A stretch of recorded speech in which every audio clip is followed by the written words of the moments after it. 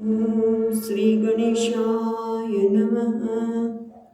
ॐ श्री सरस्वत्यै नमः। ॐ श्री सद्गुरुभ्यो नमः। ॐ भागवत भगवान की जय। नमः श्री परमहंस स्वादित चरणकमल चिन्मकरन्दाय भक्तजनमानस निवासाय श्रीरामचन्द्राय वागीशायस्य वदने लक्ष्मी यस्य च वक्षसि यस्यास्ते हृदये संवित् तं नृसिंहमहं भजे। सच्चिदानन्दरूपाय विश्वोत्पत्त्यादिहेतवे तापत्रयविनाशाय श्रीकृष्णाय वयं नुमः।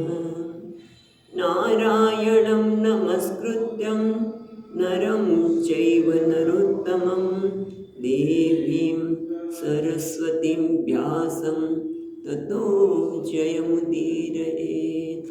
श्रीकृष्णाय वासुदेवाय हरये परमात्मने प्रणतक्लेशनाशाय गोविन्दाय नमो नमः। यं प्रवचन्तमनुपेत्य अपेतकृत्यं द्वैपायनो विहरगातर आजुहाव पुत्रेति तन्मयतया तरवोऽभिनेन्दुः तं सर्वभूतहृदयं मुनिमानतोऽस्मि।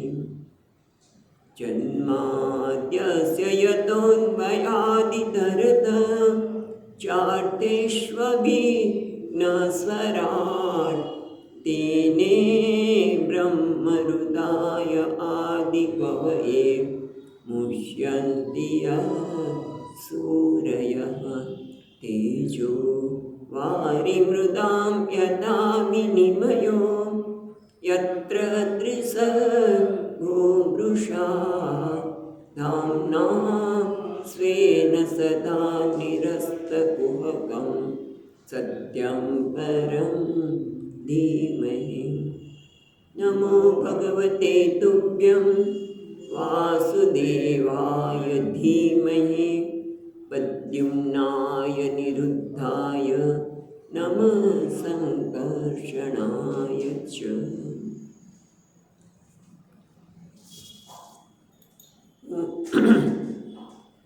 નમઃ સંકર્ષણાય ચ માં જે ચકારા છે એ હયગ્રીવ માટે છે, એને નમસ્કાર. ઓમ નમો ભગવતે વાસુદેવાય.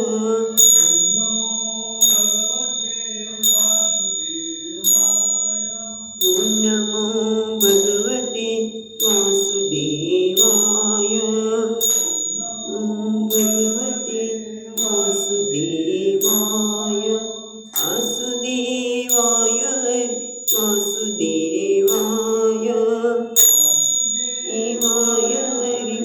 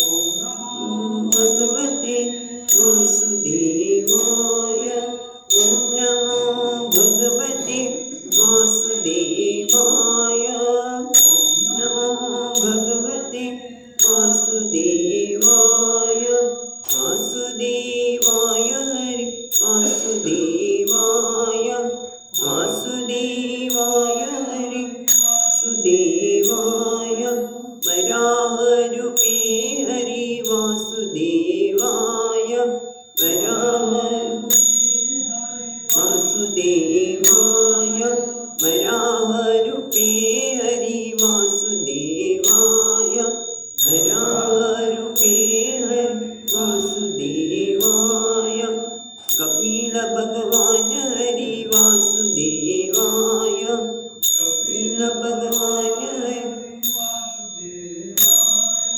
કપિલ ભગવાન હરિ વાસુદેવાય કપિલ ભગવાન વાસુદેવાય નર નારાયણ હરિ વાસુદેવાય નર નારાયણ હરિ વાસુદેવાય નર નારાયણ હરિ વાસુદેવાય નર નારાયણ હરિ વાસુદેવાય વાસુદેવાય હરિ વાસુદેવાય દેવાય હરિ વાસુદેવાય વાસુદેવાય હરિ વાસુદેવાય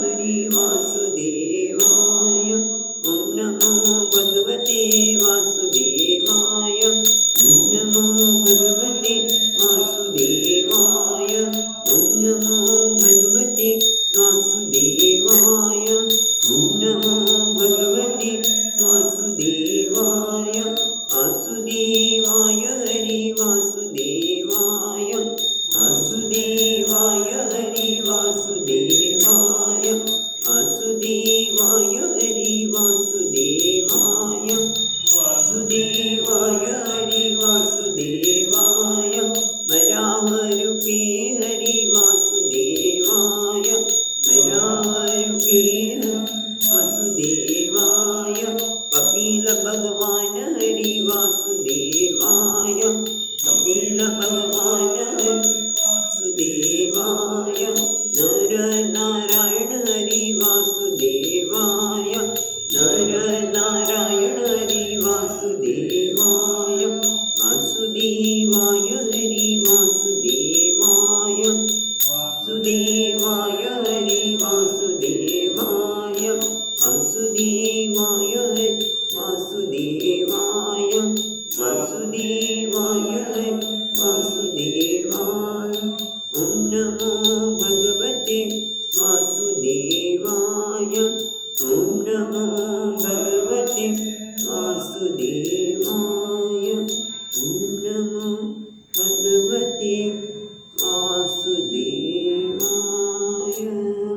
ઓમ નમો ભગવતે વાસુદેવાય.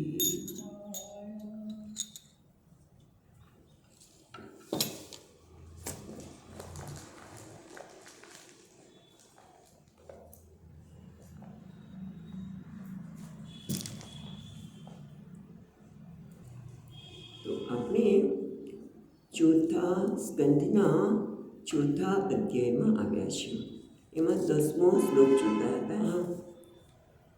એ પહેલાં આપણે જોયું એ પ્રમાણે પહેલાં મૈત્રેય મુનિ શિવજીના પત્ની સતીના શરીરનો વિનાશ બંને રીતે છે. મૈત્રેય મુનિ વિદુરજીને કહે છે કે શિવજીએ આગળના અધ્યાયના અંતના શ્લોકમાં છેલ્લા શ્લોકમાં કહ્યું એ પ્રમાણે કે જશે તો પણ એનો અંત છે, અથવા તો અહીંયા પણ એ ક્રોધમાં પોતાનું શરીર છોડી દઈ શકે. માટે હવે એમને સતીને કંઈ કહેવાની જરૂર નથી. માટે બળપૂર્વક ના નથી પાડવી, એમને જે કરવું હોય એ કરે. અને આ જાણીને માતા ઘડીકમાં પોતાના સ્વજનોને મળવાની અભિલાષા માટે થઈને બહાર નીકળી જાય છે. પછી પાછા શિવજીને ના પાડી છે એમ યાદ આવતા અંદર આવે છે, બહાર અને અંદર સતત જયા કરે છે. અને પછી માને એ કહે ને પોતાના સ્વજનોને મળવાની એક તીવ્ર ઈચ્છા, અને એના કારણે ભગવાન જે પોતાના શિવજી પોતાના પતિ છે, પતિ એટલે પરમેશ્વર જેવા, એની સામે જ માએ લાલ આંખ કરીને જાણે કે બાળી દેતા હોય એ રીતે ભગવાનની સામે જોયું. અને પછી ઊંડા શ્વાસ લઈને રોજથી એ ઘર છોડીને જઈ રહ્યા છે. ત્યારે ભગવાને તો એકલા જાય બરાબર ને, એટલે ભગવાને આંખના ઇશારો કર્યો અને નંદી અને બીજા હજારો એમના અનુચરો છે ભગવાનના, એ માની સાથે ચાલી નીકળ્યા છે. અને એ લોકો તો કાયમ ત્યાં રહેતા હતા, એટલે માને સતીને જે જરૂર છે એવા સાધનો પણ લઈને એમની સાથે જાય છે. જેમાં જોયું તો એમ એક તો શ્વેત છત્ર, ચામર, જે એમની મોભાને છાજે એવા, અને સાથે દડો, કમળ વગેરે પણ સાથે લીધા છે. વાદ્યવૃંદ પણ સુસજ્જિત છે. અને આમ સતીને નંદીશ્વર બેસાડીને એ લોકો ત્યાં પહોંચ્યા છે પિતાજીને ત્યાં. એ વખતે યજ્ઞમાં દર્શન કરે છે. સુંદર મજાના બ્રહ્મસ્યો દ્વારા વેદના ઘોષો થઈ રહ્યા છે, વેદ ધ્વનિ એ સાંભળે છે અને ત્યાં રહેલા પાત્રો વગેરે દર્શન કરે છે. પણ તે ગયા ત્યારે કોઈએ તેમને આવકાર આપ્યો નહીં, સિવાય કે એમના બહેનોએ અને માતાઓએ એમને ખૂબ આભાર આપ્યો છે. પણ બીજા કોઈ પિતાજી પણ પૂછ્યું નહીં કે તું આવી ગઈ વગેરે, કોઈ આવકાર આપ્યો નહીં. એટલા માટે આ લોકોએ પિતાના દ્વારા જ્યારે અપમાનિત થયા છે સતીદેવ, ત્યારે બીજા બધાએ એમના કુશળ પ્રશ્ન પૂછ્યા, બહેનોએ પૂછ્યા, માસીઓ પણ આવી હતી. બધા એને આદરપૂર્વક એને પૂછ્યું અને ઉપહાર પણ આપ્યા, પણ એમને એનો સ્વીકાર કર્યો નહીં. અને આવી રીતે યજ્ઞમાં જ્યારે પોતે અપમાનિત થયા છે અને પાછું જોયું કે અરુદ્ર ભાગો, શિવજીનો યજ્ઞમાં ભાગ જ નથી, એમનું કોઈ સ્થાન જ નથી. અને પિતા દ્વારા સમર્થ દેવાદિદેવ શંકર પ્રતિ થયેલી અવહેલનાથી જોઈને માં ક્રોધથી સંપૂર્ણ લોકોને બાળી નાખતા હોય એમ ગુસ્સે થઈને બોલ્યા. ત્યાં સુધી આપણે જોયું હતું. હવે 10મો શ્લોક. જગર્હ વિપન્નયા ગિરા શિવદ્દિશ ધ્રુમ્રપથશ્રમસ્મયઃ સ્વતેજસા ભૂતગણાન સમુત્થિતાન નિગૃહ્ય દેવી જગતો વિશૃણ્વતઃ. જગર્હ સામર્ષ વિપન્નયા ગિરા, એને કહે છે જગર્હ. જગર્હ એટલે કે નિંદા કરવા લાગ્યા. સ અમર્ષેણ વિપન્ના, અમર્ષેણ ક્રોધના આવેશમાં આવીને અવિપન્નયા ગિરા. અવિપન્નયા એટલે જે વાણી સ્પષ્ટ નથી તે અસ્પષ્ટ વાણીમાં માં ક્રોધમાં આવીને નિંદા કરવા લાગ્યા છે. અને શિવદ્વિષમ ધૂમ્રપથ શ્રમસ્મય, જે શિવદ્વિષમ, જે શિવજીનો દ્વેષ કરે છે એવા દક્ષને કેવા છે? દક્ષ તેમના માટે કહ્યું ધૂમપથ શ્રમસ્મય. ધૂમપથ એટલે ધુમાડનો માર્ગ, ધૂમ્ર માર્ગ. કેમ? કારણ કે યજ્ઞ આગાદી કરતો ધુમાડાનો માર્ગ તો થવાનો જ. ધૂમ્ર માર્ગ એટલે કર્મ માર્ગ, ધૂમ માર્ગ એટલે કર્મ માર્ગ. એમાં શ્રમ એટલે અભ્યાસના કારણે, સ્મય એટલે જેને ગર્વ થયો છે તે. એવા દક્ષને જોઈને માં એકદમ ગુસ્સે થયા. ઉત્સાહમાં એમની વાણી સ્પષ્ટ સંભળાતી નથી. પણ એ વખતે ભૂતગણા સમુત્થિતાન, ત્રીજી લીટીમાં સ્વતેજસા ભૂતગણા સમુત્થિતાન નિગૃહ્ય. આ જોયું એટલે માં ગુસ્સે થયા એટલે ભૂતગણો એટલે કે શિવ ગણો. ભૂતગણ એટલે શિવના ગણો એકદમ ઊભા થઈ ગયા મારવા માટે. તો માએ શું કે સ્વતેજસા, સ્વતેજસા કોના માટે છે? સતી માટે. શબ્દ છે કે ગૌરવેણ સૂચના માત્રેણ, ખાલી ગૌરવ તેમ ખાલી કહ્યું કે તમે આમ ન કરવાની, સૂચના માત્રેણ નિગૃહ્ય, એમને માર્યા. ભૂત ગણો એટલે શિવ ગણો એકદમ ઊભા થઈને મારવા જાય છે ત્યારે માતાએ પોતાના સ્વતેજસા, પોતે સૂચના માત્રથી એમને મારી દીધા. પણ દેવી જગત અભિશૃણવત, દેવી એટલે દીપ્યમાન છે, જેની પ્રકાશમાન એવા સતી. દેવી એટલે જે દીપ્યમાન એવા સતી જગત, જગતે પણ જન સમુદાય, ત્યાં જે જન સમુદાય ભેગો થયો છે તેને અભિશૃણવત અભિશ્રવણંત અર્થ ટીકાકાર કહે છે દક્ષસ્ય અનૌચિતમ સર્વ જગતિ પ્રસિદ્ધમ સ્યાત.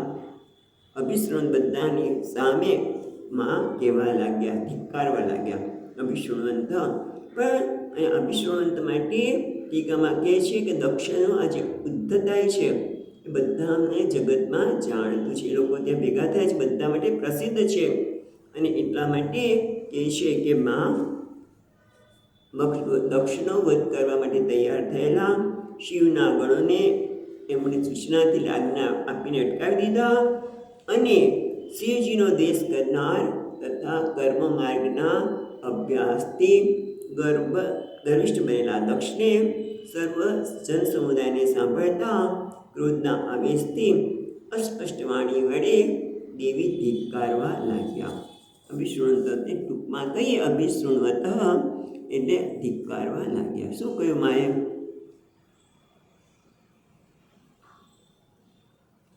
વર્ણન કરે છે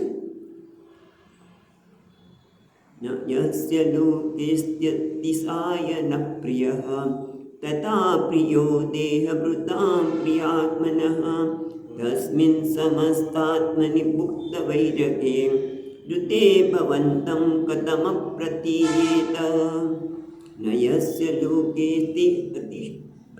લોકેસ્ત્યતિશાય ન પ્રિયઃ, તો ક્યાં ન યસ્ય એટલે જેને, એટલે કે શિવજી માટે કહે છે કે ન યસ્ય જેને, લોકે એટલે દેહભૃતામ જે દેહ ધારણ કરેલા છે તેવા બધા માટે, અસ્તિ હોવું, અતિશયાન એટલે ઐશ્વર્યાદિ ઉત્કૃષ્ટ, ન અસ્તિ એટલે જેની અપેક્ષાએ, ન યસ્ય લોકે અસ્તિ અતિશયાન એટલું રાખે. પછી પ્રિય અને અપ્રિય, અને પછી જોઈએ છીએ તો એક વાક્ય શું થશે?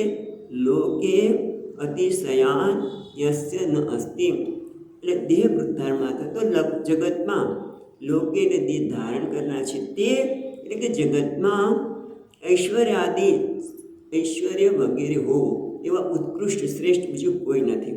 ન અસ્ય અસ્તિ, એમના જેવું કોઈ શ્રેષ્ઠ નથી, એટલે કે જેની અપેક્ષાએ જગતમાં કોઈ ઉત્કૃષ્ટ નથી. ઐશ્વર્ય વગેરેની સંદર્ભમાં કોઈ ઉત્કૃષ્ટ નથી, કોઈ શ્રેષ્ઠ નથી. કોણ? શિવજી માટે કહે છે. પછી કે પ્રિય તથા અપ્રિય ન અસ્તિ દેહભૃતાં પ્રિય આત્મન, દેહભૃતાં પ્રિયાત્મન. પછી બીજો શબ્દ છે યસ્ય, જેના માટે આગળ જે કીધું એ અહીંયા નહીં લેવાનું છે. ન પ્રિય અસ્તિ ન અપ્રિય અસ્તિ, જેના માટે કોઈ પ્રિય પણ નથી અને અપ્રિય પણ નથી. શિવજીને કોઈ પ્રિય પણ નથી કે કોઈના માટે અપ્રિય નથી, એટલે દ્વેષ પણ નથી. ભલે તમે દક્ષ દ્વેષ કરતા હોય, તમે એને અપ્રિય માનતા હોય, પણ એના માટે એમને માટે તો કોઈ પ્રિય પણ નથી, અપ્રિય પણ નથી. કે એનું કારણ શું છે?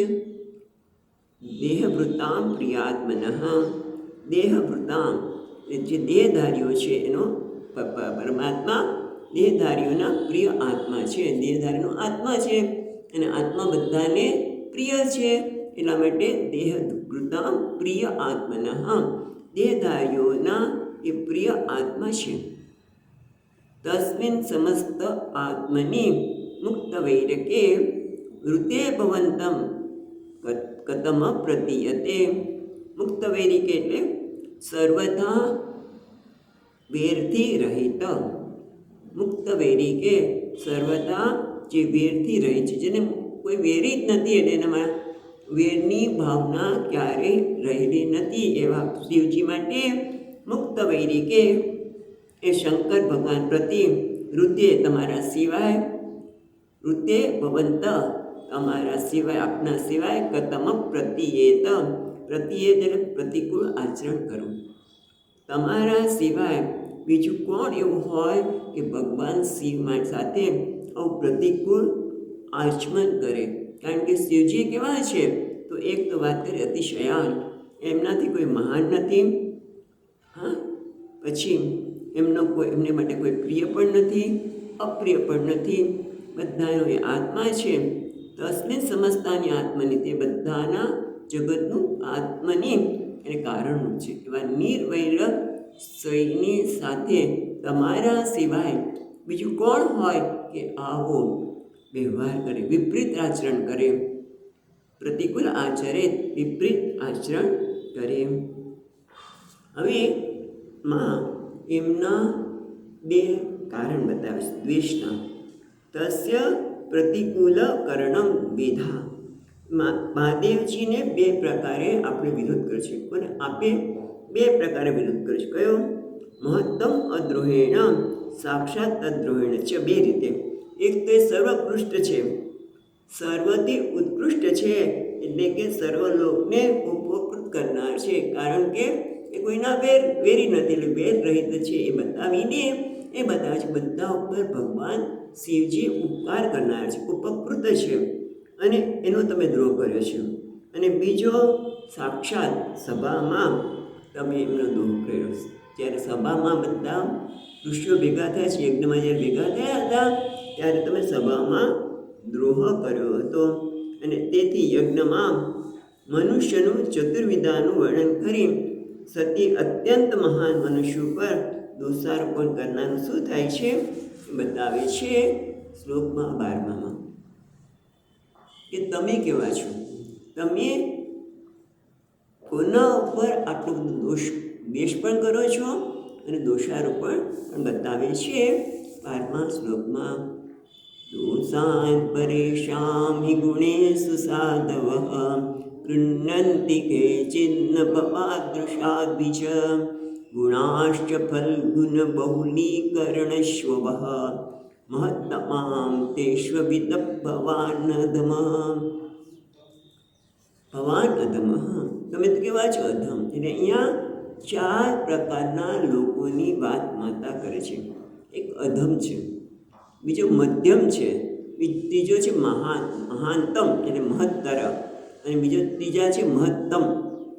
અધમ, પછી સામાન્ય, મધ્યમ, પછી મહત્તમ એટલે મહત્તર, મહાન, મહત્તર, મહત્તમ, સૌથી મહાન. એમ 4 લોકોની વાત કરે છે. એમાં પહેલા અધમ કોણ છે? આમ તો છેલ્લે કહે છે મહત્તમ. ચોથી લીટી જુઓ, મહત્તમ આસ્તેષુ અવિદ્વદ ભવાન અધમઃ. મહત્તમ આસ્તેષુ અવિદ્વદ ભવાન અધમઃ. એટલે આ બધામાં તમે અવિદ્વાન, અધમ છો. અધમ કોને કહેવાય? પહેલાં કે તમે અધમ છો એ બરાબર છે, પણ અધમની વ્યાખ્યા પહેલી લીટીમાં કહે છે દોષાન પરેશાન હિ ગુણેષુ. પરેશાન ગુણેષુ દોષાન પશ્યતિ ગૃહ્ણન્તિ. બીજી લીટીમાં કહે ગૃહ્ણન્તિ, ગ્રહણ કરે છે તે. સાધવો પછી આવશે.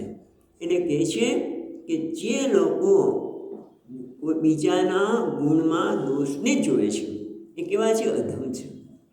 કેટલાક લોકોને ટેવ જ હોય, ગમે તેટલા સારા ગુણ હોય તો એનામાં દોષ જ જોવે, એ ગુણને ન જોઈ શકે. પેલી વ્યક્તિ સુંદર ગાય છે એ નથી દેખાતો, પણ એ આમ કર્યું, પેલું કર્યું, શું કહેવાય? એ ગુણ છે, ત્યાં દોષનું દર્શન કરવું. કોઈ પણ ગાવાની વાત કરી, પણ કોઈ પણ વસ્તુ હોય તો એના ગુણ છે, એ કોઈ વાત ગુણની વાત કરી જ ન શકે. અધમ પુરુષ એ છે કે એના દોષની જ વાત કરે. પછી કહે છે સાધવ. બરાબર? સાધુ કોણ કોને કહેવાય એ પછી જોઈએ, પણ એ પછી મધ્યસ્થ એટલે સામાન્ય વ્યક્તિ તો કેવા છે? મહત્તમ છે ને, કે દોષાન પરેશાન ગુણેશુ સાધવ ગૃહ્ણન્તિ કેચિદ ન ભવાદૃષા દ્વિજ. અચ્છા, પહેલાં તો એ કહે છે ભવાદૃષા તમારા જેવા. કોણ છે? અસાધુ, અસુનયા, જે બીજામાં અસૂયકાહ એટલે પરેશાન ગુણેશુ દોષ દ્રષ્ટિ. બીજાના ગુણમાં દોષને જોવા એ કેવા છે? અધમ છે. તમારા જેવા. ભવદૃશામ અધમ, તમારા જેવા જે લોકો કોઈના ગુણમાં દોષને જોવે છે એ અધમ છે. પણ એ પહેલાં એક સંબોધન કરે છે, પોતાના પિતાને પિતાજી શબ્દ નથી કહેતા, કે હે દ્વિજ. દ્વિજ બીજી લીટીમાં જે શબ્દ છે 12મો શ્લોક છે દ્વિજ. દ્વિજ એટલે બ્રાહ્મણ, એટલે વૈદિક ધર્મનિષ્ઠ આચરણ સદાચારનું પાલન કરનાર હોવાને બદલે સર્વોત્કૃષ્ટ મહાદેવ ઉપર દોષારોપણ કરનાર તમારા જેવા સાધુ વિરોધીઓ છે. કેવા છે? અસાધુ. આમ તો દ્વિજ કહીને બ્રાહ્મણ થયું, સાથે સાથે એવું પણ કહે છે કે જે ધર્મનિષ્ઠ છે, સદાચારનું પાલન કરે છે, સર્વથી ઉત્કૃષ્ટ છે એવા મહાદેવ ઉપર તમારા જેવા સાધુ વિરોધીઓ છે, અસાધુ છે, એ એમના ગુણોમાં દોષને જોવે છે.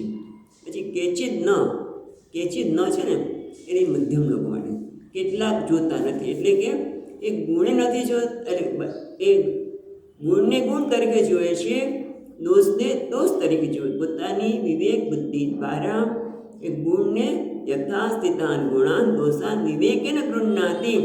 જે કેટલાક છે મધ્યસ્થી છે, ગુણ પણ નથી જોતા, દોષ પણ જોતા નથી, એટલે ગુણ દોષને યથાવત વિવેકથી જોવે છે. તેને મહાન શબ્દ વાપર્યો, તેના માટે મહાન શબ્દ વાપર્યો. પણ હવે પછી કેટલાક છે એ ત્રીજા નંબરના જે મહત્તર શબ્દો આપણે શરૂઆતમાં વાત કરી હતી, એ કોઈ સાધવ. કેટલાક સાધુ પુરુષો છે. શું છે એ સાધુ પુરુષો? શું કરે છે? કેવલાન ગુણાંશ ગૃહ્ણતિ. ક્યાં છે? ગુણાંશ્ચ ત્રીજી લીટીમાં છે ને, ગુણાંશ્ચ ગૃહ્ણતિ. કેટલાક સાધુ પુરુષ છે, સાધવ છે. પહેલી લીટીમાં છેલ્લો શબ્દ, પહેલી લીટીમાં છેલ્લો શબ્દ છે સાધવ. સાધુ ગુણાન ગૃહ્ણતિ. ગૃહ્ણતિ બધામાં આવશે સામાન્ય. સાધુ પુરુષ છે કેવલ કોઈ પણ વ્યક્તિમાં રહેલા ગુણને જ જોવે છે. આ બહુ મોટી વસ્તુ છે કે કોઈ પણ વ્યક્તિમાં રહેલા ગુણને જ હાઇલાઇટ કરે છે, એની અંદર રહેલી સુંદરતાને જ પ્રગટ કરે છે. એને કહેવાય સાધુ. એ કહેવાય છે મહત્તર. પણ ત્રીજા કેવા છે? મહત્તમ છે ને. મહત્તમાહ તેષુ અવિદ્વદ ભવાન અધમઃ. છેલ્લી લીટીમાં મહત્તમ છે. એ કેવા છે? ગુણાંશ. ત્રીજી લીટીમાં છે ગુણાંશ્ચ, પછીનો શબ્દ શું છે? ફલ્ગુન બહુલી કર્ણેશ્વ.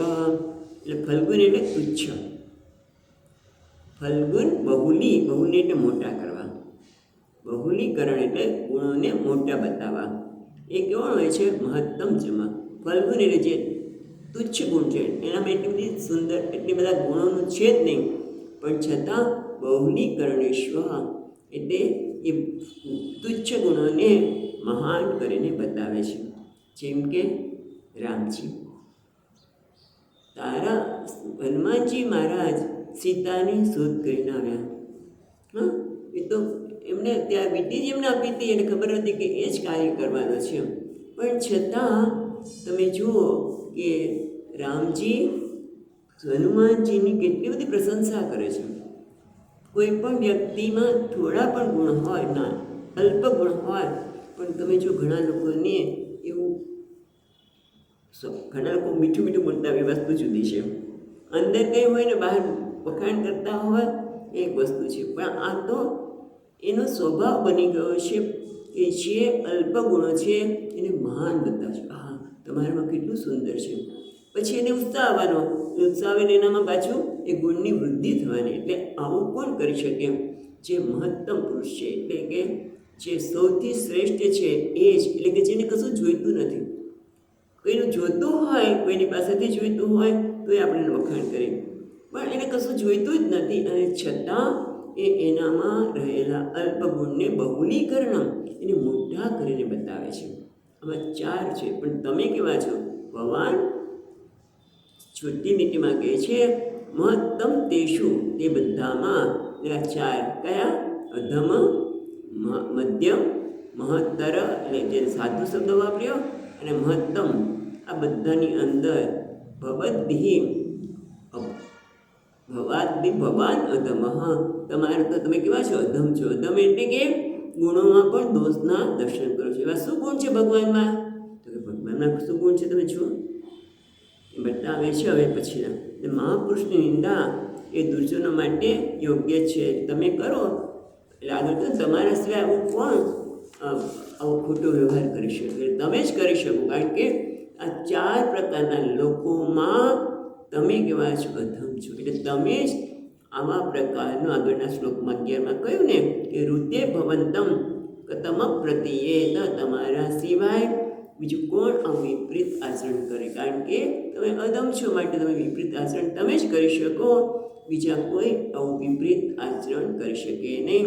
અને અધમ કોને કીધું? જે ગુણોમાં દોષના વ્યક્તિમાં રહેલા ગુણને નથી જોતો, પણ દોષને જોઈને એની સાથે વ્યવહાર કરે છે તે. હવે આગળ કે છે, અને આવું જે દુર્જન છે, જે અધમ છે, એના માટે તો સહજ છે. એમાં આશ્ચર્ય શું છે? માં શું કહે છે? એમાં આશ્ચર્ય કેમ હોઈ શકે? એટલા માટે કહે છે 13મો શ્લોક, ન ચાશ્ચર્યમેત્યદ સત્સુ સર્વદા મહન્નિંદા ગુણપાત્મવાદિષુ શૈશ્ચર્ય મહાપુરુષપાદાંસુ સુભિઃ નિરસ્તતેજસુ તદેવ શોભનમ. એના માટે યોગ્ય છે. પણ કોના માટે? ન આશ્ચર્યમ, પેલી ગીતમાં કે છે ન આશ્ચર્યમ એતદ, છે ને, ન આશ્ચર્યમ મેતદ્ય, છે ને, ન આશ્ચર્યમેતદ્ય તત્સુ સત્સુ સર્વદા. તો ત્યાં કહે છે ન આશ્ચર્યમ એતદ યત સત્સુ સર્વદા મહત્નિંદા ગુણપ આત્મવાદીશુ. પેલા તો ગુણપ આત્મવાદીશુ. ગુણપ એટલે જડ, ગુણપ એટલે જડ, અને એને આત્મા માનનાર. ગુણપ એટલે જડને જે આત્મા માને છે એને ગુણપાત્મવાદીશુ. ગુણપ એટલે જડ શરીરને એને જ આત્મા માને છે એને કહેવાય ગુણપ. અને જે દુર્જન વિશે આગળ કહે છે ત્રીજી લીટીમાં કહે છે શેષર્યમ. શેષર્યમ એટલે ઈશા, ઈશા. જે લોકો ઈર્ષા કરતા હોય તેવા મહાન પુરુષની જેમ પોતે ઈર્ષા કરે ત્યારે કોઈ એને જ બધી ખબર પડે છે. એને કહે છે જે ઈર્ષા કરતા હોય તે મહાન પુરુષોની જેમ એ નિંદા કરે છે. એટલે એ આશ્ચર્ય નથી ઈર્ષાને કારણે, કારણ કે આશ્ચર્ય નથી. કેમ? કારણ કે એ જે ઈર્ષા કરે છે ને, મહાન પુરુષને કંઈ થતું નથી, પણ થાય છે શું? એટલે માટે કહે છે સ ઐશ્વર્યમ મહાપુરુષ પાદામ, છે ને, પાદપામ સુભિઃ નિરસ્ત તેજસુ તદેવ શોભનમ. પણ દુષ્ટ પુરુષો ઈર્ષાથી મહાપુરુષોની સદા નિંદા કરનાર માટે આશ્ચર્ય નથી, કારણ કે એ શરીરને જ આત્મા માનનારા છે. દુષ્ટ વિશે એટલે આશ્ચર્ય વાત નથી, કારણ કે મહાપુરુષો પોતાની નિંદા સહન કરે છે, પરંતુ એમના અપરાધને કોણ નથી સહન કરતું? શ્રેષ્ઠર્યમ મહાપુરુષ પાદા સુભિઃ. એટલે તે શ્રેષ્ઠ પુરુષ છે એના પગની ચરણ દ્વારા, એ કંઈ નથી પણ પગની ચરણ દ્વારા નિરસ્ત તેજસ, એનું તેજ હણાઈ જાય છે. એટલે કે એનો પ્રભાવ દુષ્ટ માણસો છે એના ચરણ દ્વારા, મહાન પુરુષની ચરણરસ દ્વારા નિસ્તેજ બની જાય છે. અને એટલા માટે પછી એનામાં સારા સારનો વિવેક રહેતો નથી, અને એટલા માટે એ લોકો નિંદા કરે છે. મહાન પુરુષની નિંદા કરવાનું કારણ પોતાનું તેજ જ જતું રહે છે, નિસ્તેજ જાય છે. એનું કારણ શું છે? કે મહાન પુરુષના પગની ચરણરસને લીધે. એટલે કે છે મહાપુરુષની, પરંતુ તેમની ચરણ રેણુ તે અપરાધને સહન ન કરતા તેનું તેજને હણી લે છે. પગની ચરણરસ એ લોકોના તેજને હણી લે છે. આથી અશક્ત એવા તેમના માટે મહાપુરુષની નિંદા જ યોગ્ય છે, એવો અર્થ થાય છે. ખ્યાલ આવ્યો? કે જે લોકો ગુણપ આત્મવાદી છે, જે લોકો શરીરને જ આત્મા માનનારા છે, એવા દુષ્ટ માટે આ આશ્ચર્ય નથી. ઈર્ષાથી મહાપુરુષની નિંદા કરે, કારણ કે એના તેજને જ મહાપુરુષની ચરણરસ હણી લે છે. એટલે પછી એમના કોઈ એવું સામર્થ્ય રહેતું નથી, અને એટલા માટે એ લોકો બીજાની નિંદા કરે છે. હવે આગળ કહે છે, કે તમે અત્યંત મહાન એવા શંકર માટે દ્વેષ કરીને તેમનો દ્રોહ કર્યો છે. એ 2 શ્લોકમાં કહે છે યદદ્વયક્ષરમ નામ ગિરેતિ નૂણામ સકૃત પ્રસંગાદધમાસુ હંતિ તત અગમાસુ હંતિ તત પવિત્ર કીર્તિમ તમ લંઘ્ય શાસનમ ભવાન અહો દ્વેષ્ટિ શિવમ શિવેતરઃ. 14મા શ્લોકમાં કે છે યદ યદ એટલે જેના, યસ્ય બે અક્ષરમ, જેના 2 અક્ષરનું નામ છે, જેનું 2 અક્ષર નામ છે. કયું છે? શિવમ. નીચે કહ્યું શિવમ. જેના 2 અક્ષરનું નામ છે શિવ. નામ ગીરા, ગીરે રીતમ છે ને, ગીરે રીતમ. ગીરે રીતમ એટલે ગીરા ઈરિતમ. ગીરા એટલે વાણી, વાણી દ્વારા ઈરિતમ એટલે ઉચ્ચાર કરવામાં આવે. તો અહીંયા ટીકાકાર કહે છે ઉચ્ચાર કરે ત્યારે એ સ્પષ્ટ પણ હોય કે અસ્પષ્ટ વાણીમાં. શિવ સાંભળી રીતે હોય, ન સાંભળી રીતે પણ, અથવા તો બરાબર બોલતા ન ફાવે તો પણ, 3 વસ્તુ રીતે. એટલે કહે છે ગિરામ ઈરિતમ નૃણામ. નૃણામ એટલે મનુષ્ય, પ્રાણી માત્ર. બધા જ મનુષ્યમાં આ 2 નામ, 2 અક્ષરનું જે નામ છે એ એની વાણી દ્વારા ઉચ્ચાર કરવામાં આવે. એ સ્પષ્ટ પણ હોય કે ન હોય. સકૃત એટલે એક જ વાત. બીજી રીતેમાં કે સકૃત પ્રસંગાત અઘમાસુ હંતિ તત. ભગવાનના નામમાં કેટલું સામર્થ્ય છે એ તો રામાયણમાં તુલસીદાસજી મહારાજ નામની મહિમા કેટલા બધા શ્લોકમાં બતાવે છે. વાંચવા જેવું છે કે ભગવાનનું નામ ભગવાન કરતાં પણ વિશેષ છે. ભગવાનનું નામ એટલે સુધી તુલસીદાસજી મહારાજ ત્યાં કહે છે કે ભગવાનનું નામ ભગવાન કરતાં વિશેષ છે. કેમ? તમે નામ કહો એ તરત લોકો જુએ, પણ કોઈ વ્યક્તિને માટે કયું હોય તો એવા કલર.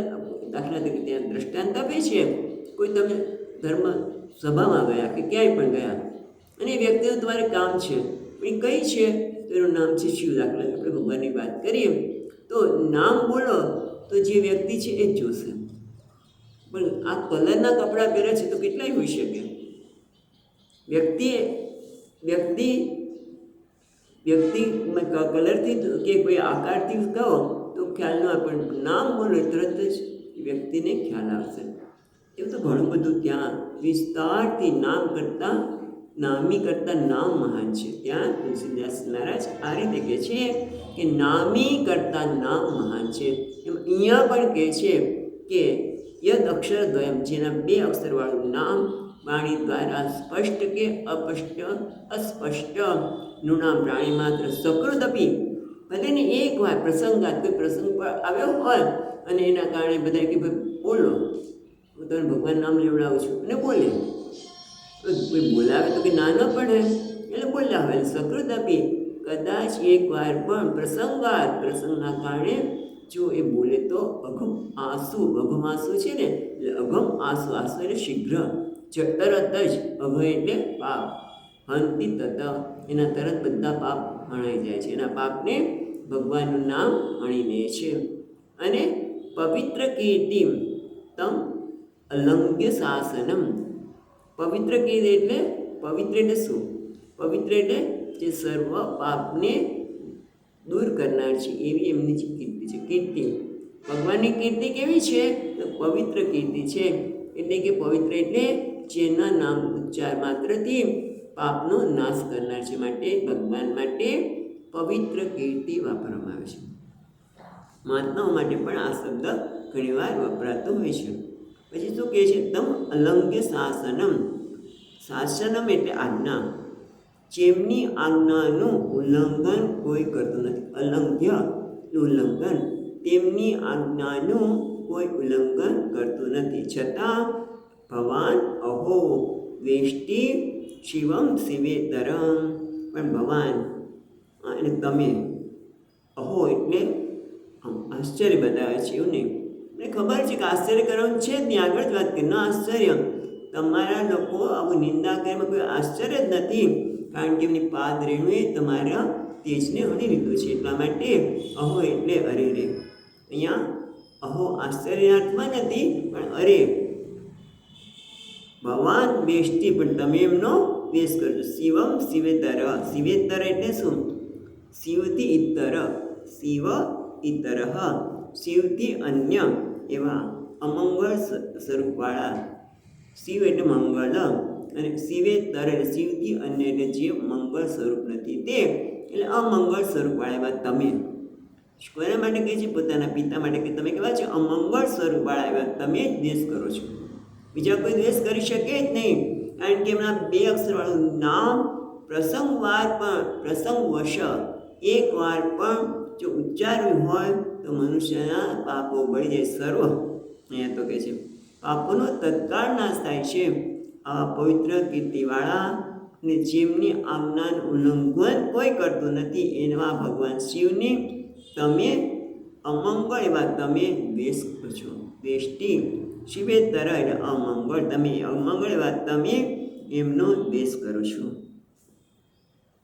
હવે શિવજીનું પાપ હરનારું સ્વરૂપ બતાવ્યું. હવે તેમને ભોગ અને મોક્ષ આપનાર હોવાથી એનું વર્ણન સતી પછીના શ્લોકમાં 15મા શ્લોકમાં કરે છે. યદપાદ પદ્મં ભવતા મનોલિભિઃ નિષેવિતં બ્રહ્મરસાસવાર્થિભિઃ લોભસ્ય યદ્વિષ્યતિ ચાશિષૂર્થિનઃ તસ્મૈ ભવાન ગૃહ્યતિ વિશ્વબંધવે. યત્પાદ પદ્મં મહતાં મનોલિભ છે ને, મન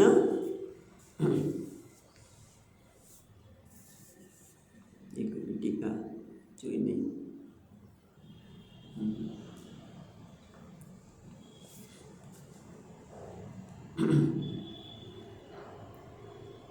મન ઉલભી બી એટલે મનરૂપી ભમરો. ઉલભી એટલે આમ તો ભમરો કરે એમનાથી અહીંયા. મહત્તમ એટલે મહાપુરુષોના મનરૂપી ભ્રમર નિષેવિતમ જેનું નિત્ય નિષેવિતમ એટલે નિત્ય સેવન કરે છે. પણ મહત્તમ એટલે મહાન પુરુષ એટલે કોણ? તે ટીકાકાર કે સર્વ પૂજ્યાના એ બધાના પૂજ્ય છે એવા સનક સનકાદીના મનસી એવ આલય. અહીંયા ભ્રમર અર્થ કર્યો ગુજરાતીવાળાએ, પણ ટીકામાં કહે છે જેનું મન જ ભગવાનનું નામ છે એમના મનનું ઘર છે આલય. એટલે ભગવાન એમના મનમાં ભગવાનનું સતત નામ રહે છે એવા. શું કામ? નિસેવિતમ જેનું નિત્ય સેવન કરે. નિતરામ સેવિતમ હંમેશા નિતરામ સેવિતમ જેના પાદ પદ્મ જેના ચરણરજને મહતામ મહાન પુરુષો સનક સનકાદી જેવા મહાન પુરુષો હંમેશા મનમાં એને સ્થાન આપે છે. કેમ? કારણ કે ભગવાનનું નામ કેવું છે? તો કે છે બ્રહ્મરસ આસવ અર્થિભિ. બ્રહ્મરસ એટલે બ્રહ્મ એવ રસ. બ્રહ્મ એ જ રસ છે. એટલે બ્રહ્મ કોને કહેવાય? પરમાત્મા. જે બ્રહ્મ શબ્દ વાપરીએ છીએ એ બ્રહ્મ એટલે શું? તો પરમાનંદ. સ એવ બ્રહ્મ એવ રસ. પેલા કહે છે બ્રહ્મ રસ, બ્રહ્મ એ જ રસ છે. બીજા બ્રહ્મ એટલે પરમાનંદ. પરમાનંદ એવ રસ, પરમાનંદ એ જ રસરૂપ છે. અને શું છે? રસ નથી. આસવ. આસવ કોને કહેવાય? આસવ એટલે મધુ. આમ તો આસવ એટલે દારૂ શબ્દ થાય ઘણી વખત. આસવ એટલે અહીંયા મધુ કહે છે. પણ કયા પ્રકારનું છે? બ્રહ્મ એવો રસ એટલે બ્રહ્મ એટલે પરમાનંદ એ જ એનો આસવ છે. અને આસવને લેવાથી શું થાય? સર્વ વિસ્મૃતિપૂર્વકમ તૃપ્તિકર બધું તદ અર્થિન. સર્વ જો બ્રહ્મ રસ આસવ અર્થિભિ એટલે કે બ્રહ્મ એ જ રસ છે, એટલે પરમાનંદ એ જ રસ છે. અને જે એમના માટે આસવ છે. આસવ એટલે કેમ? કે જે બધી વસ્તુને વિસ્મૃતિ કરાવીને તૃપ્તિ આપનાર છે એવા અર્થિભિ, એવા જેને ઈચ્છનાર છે એવા જે મહાન પુરુષો જે છે એ એમને પોતાના મનમાં સ્થાન આપે છે. એટલે અહીંયા કહે છે જેમના ચરણ કમળ મહાન પુરુષોના મનરૂપી ભંબર અથવા મનમાં જેનું સ્થાન છે એ જે નિષેવિતમ નિત્ય જેનું સેવન કરે છે. કારણ કે કેવું છે? આસવ છે. અને આસવ શું કરે? બ્રહ્માનંદ એ જ આસવ છે જે બધા જ મનમાં બધું જ ભૂલાવી દે અને ભગવાનના નામમાં એટલા તરબોળ થઈ જાય, તૃપ્તિ આપનારું છે માટે. અને એટલું જ નહીં, આગળ કહે છે લોકસ્ય યદ વિશતિ ચા આશિષ અર્થિન. પેલા અર્થિન લે જેને અર્થી છે, જેને કંઈક જોઈએ છે. કોઈ વ્યક્તિ આ મહાત્મા છે એના માટે તો એ આસવ સમાન છે, ખૂબ નિત્યનું સેવન કરે છે. પણ કેટલાક લોકો કેવા છે અર્થી ન, એટલે અર્થી એટલે ઈચ્છાવાળા, એવા એ લોકો પણ ભગવાનનું નામ લે છે. તો ભગવાન શું કરે છે? સ આશિષ અર્થિન લોકસ્ય યદ વિશતિ તસ્મૈ ભવદ્રુહ્યતિ વિશ્વબંધવે. વિશ્વબંધવે એટલે જગત હિતકારી, જે જગતના હિતકારી છે તે એવા ભગવાન લોકસ્ય યદ વર્ષતિ, યદ વર્ષતિ, વર્ષતિ એટલે વર્ષા કરે છે. શેની? આશીષની, એના પર કૃપાની વર્ષા કરે છે. શેની કૃપા કરે છે? એની કામના પૂરી કરવાની. અર્થી ન એટલે કામના, એ કામનાયુક્ત લોકો, સર્વ કામનાઓ, જે વિશ્વના બંધુ છે એટલે કે જગતના હિતકારક છે ભગવાન. ટીકામાં સરસ કહે છે અધિકાર વર્ષતે એટલે વર્ષા કરે છે. વર્ષા કરે છે એટલે શું?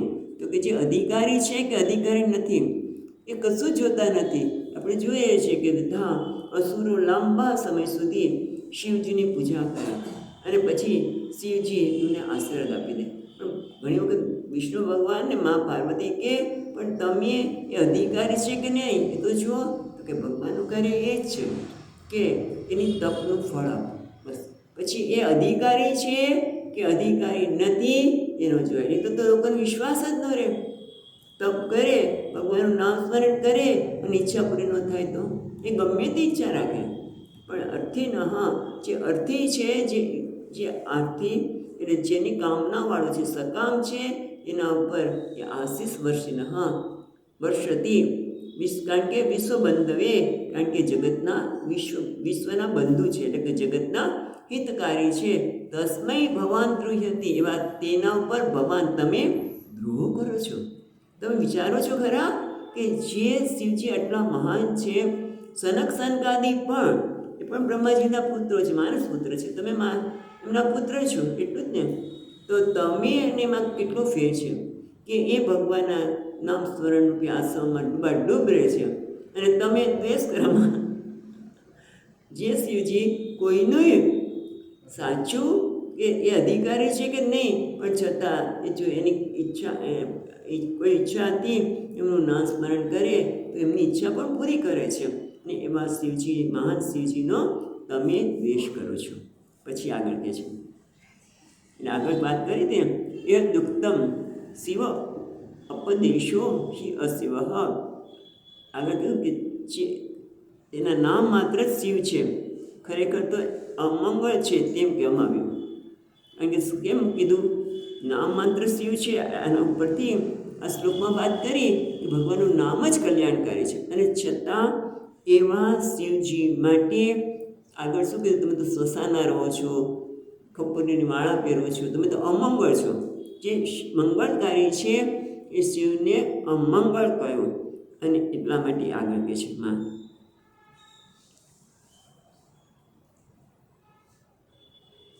એટલા મહાન શિવજી છે એની તમે નિંદા કરો છો.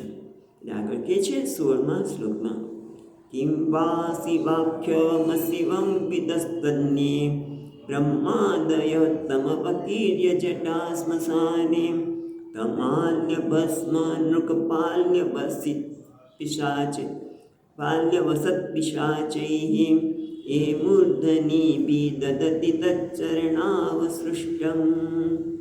એટલે કે કિમ વા શિવાખ્યમ અશિવમ ન વિદુહુ તદ અન્યે, તમારા સિવાય, તદ અન્યે તમારા સિવાય બીજું કોઈ નથી કે જે શિવજી છે તો અશિવ, જે મંગલકારી છે એને તમે અમંગલકારી કહો છો. કેમ? કારણ કે આગળ કીધેલું ને કે જે જટા વિખેરીને સ્મશાનમાં રહે છે, સ્મશાનની માળાઓ એટલે ભસ્મ, અને સ્મશાનની માળાઓ અને ખોપડીની માળા, સ્મશાનમાં રહેનાર જે ખોપડી છે એની માળા ભસ્મ લગાડે છે. ભસ્મ જેમનું આભૂષણ છે, નરમુંડો જેમના ભૂષણરૂપ છે, એ બધા શું છે? અમંગલમ શિવમ, અમંગલ્ય શીલમ કા મંગલ એવ ભવતું. કોણ કહે છે? પુષ્પદંત મહારાજજી કહે છે તમારું અમંગલ સ્વરૂપ છે પણ છતાં તમે બધા માટે મંગલમય છો. એટલે એ જ વસ્તુ અહીંયા કહે છે કે કે કિંબા શિવાખ્યમ અશિવમ ન વિદુહુ. તમે જે અકલ્યાણકારી છે એ ખરેખર અમંગલ છે, ખરેખર તો મંગલમય છે. તમારા સિવાય બીજું કોઈ તમે જેવા છો જાણતા નથી. અન્ય બીજા કોણ? બ્રહ્માદય. બીજી રીતેમાં કીધું બ્રહ્માદય, બ્રહ્માજી વગેરે તમ અકીર્ય જટા, અને જેની જટાઓ ખુલ્લી કરી દેલી છે. સ્મશાનમાં રહેનારા છે. તન્માલ્યા ભસ્મ નૃકપાલ્ય વત્સ પિશાચૈહિ, અને જેને એની માળા પહેરેલી છે, પછી ભસ્મ લગાવેલું છે. સ્મશાનની ભસ્મ, માળા, નૃક કપાલ, ખોપડી, મનુષ્યના ખોપડીની માળા, અને પિશાચોની સાથે રહે છે. છતાં પણ બ્રહ્માજી વગેરે શું કરે છે? તે મૂર્ધ વિહિ દદાતી તત્ચરણા સૃષ્ટમ, તેમના ચરણમાંથી જે નિર્માલ્ય, શિવ નિર્માલ્ય, તત્ચરણા અવસૃષ્ટમ, જેના ચરણમાંથી અવસૃષ્ટમ નીકળેલું એટલે શિવ નિર્માલ્ય, તદમૂર્ધની બી દધાતી, એ લોકો એને પોતાના મસ્તક પર ચડાવે છે. જે શિવજી આવા અમંગલ લાગે છે એ ખરેખર તો મંગલમય છે, તો જ બ્રહ્માજી વગેરે એનું સેવન કરે છે. ભલે એ જટા વિખરેલી હોય, સ્મશાનમાં રહેનારા હોય અને ખોપડીની માળા પહેરે છે, છતાં એમના ચરણ એટલે કે જે તત્ચરણાત, ચરણ અવસૃષ્ટમ, એના ચરણમાં મૂકેલા જે બિલ્વપત્ર છે એને મસ્તક ઉપર પોતે લગાવે છે, એને એટલો બધો આદર આપે છે. બાકી તમારા સિવાય બીજું કોઈ એમને અમંગલ જાણે નહીં. તમે જેવા છો વિદુહુ, તમારા સિવાય ન તદ વિદુહુ, તમારા સિવાય જે મંગલકારી શિવ છે એને કોઈ અમંગલ માની શકે નહીં. હવે માં બધાને શિખામણ આપે છે. હવે પછીના શ્લોકમાં માં બધાને શિખામણ આપે છે કે જ્યારે કોઈની પણ નિંદા થતી હોય ત્યારે કાં તો તમે એવા સમર્થ ન હોય એને શિક્ષા કરવા માટે, જો સમર્થ ન હોય તો તમારે ત્યાંથી નીકળી જવું પડે, કાન બંધ કરી દેવા, પણ કોઈની નિંદા સાંભળવી નહીં.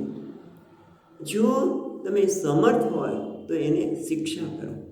અને ત્રીજું કહે છે માં કે પોતાના પ્રાણનો ત્યાગ કરી દેવો જોઈએ. હવે નિંદા સાંભળનારને પાસે જઈએ તેને પ્રાણનો પણ ત્યાગ કરી દેવો જોઈએ.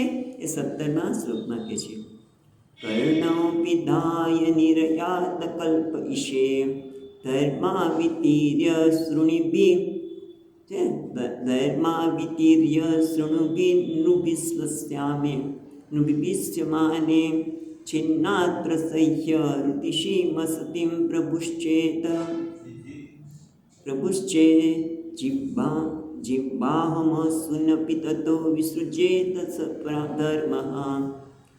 કર્ણવ પિધાય નિરયાદ કલ્પ ઈશે, તો કે છે કર્ણવ પિધાય, કાન બંધ કરી દેવા, નિર્યાત બંધ કર, ત્યાંથી નીકળી જવું. કોના માટે?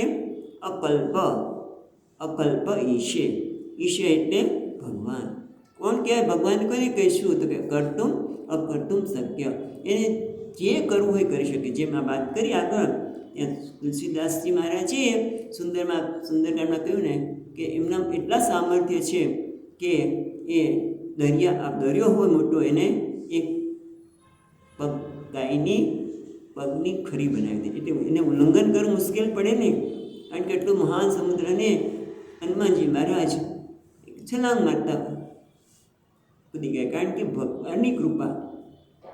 ઈશ્વર માણસને જે આપવું એ આપી શકે છે. કર્તુમ અકર્તુમ શક્યમ, જે ધારે કરી શકે ન પણ કરે. એ કીધું એમ કે કીડીને બ્રહ્માજી બનાવી દે, બ્રહ્માજીને કીડી બનાવે, એવા ઈશ એને ઈશ છે એને અકલ્પ નિંદા. એ એવા ઈશની જ્યારે એવા પરમાત્માને જેવા સમર્થ વ્યક્તિને, એટલે ખાસ કે છે જે સમર્થ છે એની જ્યારે નિંદા કરવામાં આવે ત્યારે કર્ણવ પિધાય નિર્યાત, કાન બંધ કરીને ત્યાંથી નીકળી જવું જોઈએ. પણ એક બીજો શબ્દ છે અકલ્પ, એટલે નિંદા બરાબર છે, પણ અહીંયા એક બીજો શબ્દ બીજી રીતે વાંચે છે, ધર્મા વિતર્ય છે ને, ધર્મ વિતરતી અશ્રુણીભિ એવું છે. શ્રુણીભિ છે ને, યકારા પછી શ્રુણીભિ, તો ત્યાં સુધી ધર્માવિત એટલે જે ધર્મના રક્ષક છે, વિતર્ય છે ને, ત્યાં ધર્મવિતરી પછી અનિકળશે. અશુભિ એટલે નિરંકુશ, જેને કોઈ અંકુશ જ નથી. નિરંકુશ નૃભિ યસ્ય માને, નિરંકુશ મનુષ્ય દ્વારા જ્યારે જે ધર્મના રક્ષક છે, અશ્રુણુભિ નિરંકુશ મનુષ્ય દ્વારા યસ્ય માને એટલે નિંદા કરવામાં આવે. અકલ્પ છે ને, અકલ્પ અસ્ય માને જ્યારે ઈશ્વર નિરંકુશ માણસ દ્વારા જ્યારે ધર્મની રક્ષા કરનાર પોતાના સ્વામી એટલે ભગવાનને જ્યારે નિંદા કરવામાં આવે ત્યારે દંડ આપવાને સમર્થ ન હોય તો બંને કાન બંધ કરીને નીકળી જવું જોઈએ. એટલે અને નહીતર છિન્યાત પ્રસહ્ય રુષતિમ અસતિમ પ્રભુ. પ્રભુ એટલે પછી પ્રભુ કીધું, પ્રભુ જે સર્વસમર્થ છે તે, એટલે પ્રભુ એટલે સર્વસમર્થ નહીં, પ્રભુનો અર્થ અહીંયા જેની પાસે સામર્થ્ય છે. પ્રભુ ચેત છે ને, પ્રભુ પછી ચેત છે, જીવવાની આગળ બીજો જ અડધો છે. પ્રભુ ચેત જો એ સમર્થ હોય તો છિન્યાત પ્રસહ્ય રુષતિ વિહિમ. રુષતિ એટલે અમંગળ, રુષતિ એટલે અમંગળ બોલતી જીવવાને પ્રસહ્ય એટલે છેદી નાખી, બળપૂર્વક એને છેદી નાખી છે.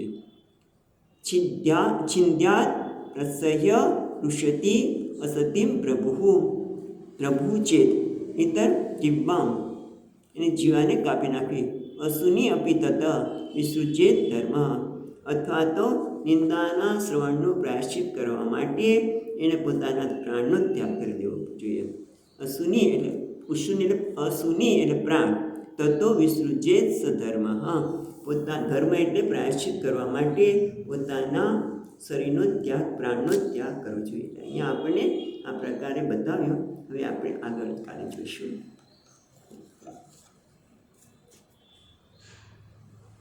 સચ્ચિદાનંદ રૂપાય વિશ્વોત્પત્યાદિ હેતવે તાપત્રય વિનાશાય શ્રી કૃષ્ણાય વયં નમઃ.